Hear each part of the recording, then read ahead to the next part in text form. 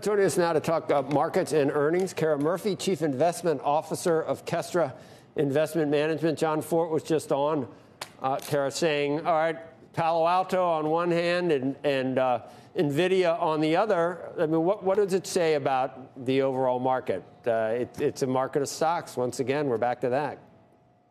Well, clearly, NVIDIA has been a huge driver of the market today. I mean, even before last night's earnings, NVIDIA was driving about half of the earnings growth within the tech sector. So clearly very important in a market cap weighted index. But I also think when you have so much attention and so many dollars going into just a handful of names, it means that there still remain wide swaths of the market where people are not paying very close attention.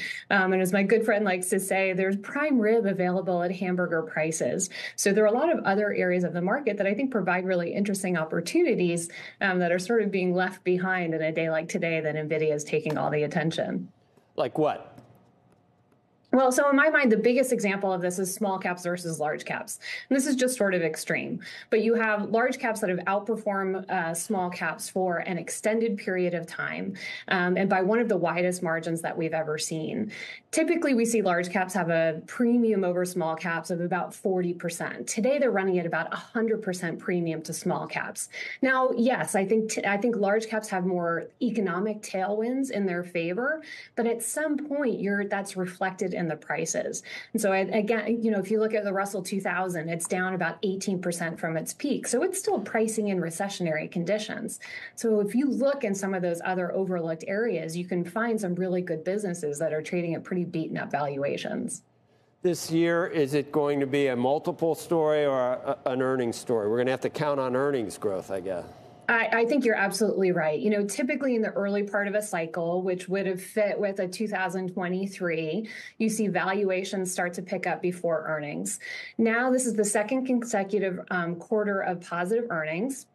So that's good. We've gotten confirmation that American companies have growing earnings, but you need that really fundamental increase in order to be able to sustain a market rally. So from here, we would like to see it more coming through earnings rather than seeing valuations taking off. And will the Fed stay out of the way, do you think? Will companies be able to do what they do? Or is it inflation fear is going to get the Fed a little bit?